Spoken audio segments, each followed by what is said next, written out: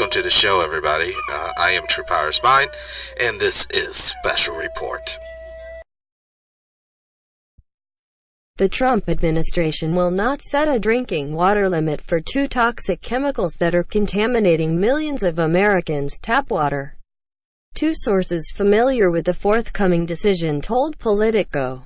The expected move is yet another sign of the administration's reluctance to aggressively deal with the chemicals, which have been used for decades in products such as Teflon-coated cookware and military firefighting foam and are present in the bloodstreams of an estimated 98% of Americans.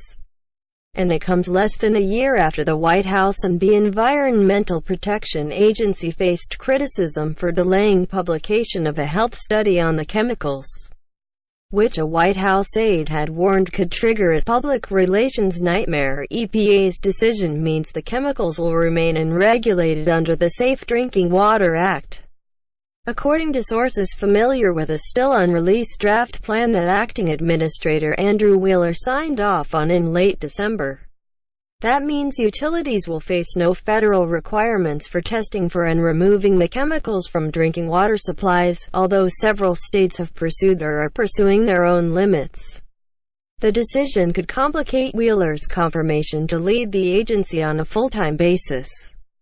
Both Republicans and Democrats have pressed EPA to do more to keep the chemicals out of drinking water and raised alarms about past political interference from the administration. The chemicals, known as PFOA and PFAS, have been linked to kidney and testicular cancer, hypertension and other ailments.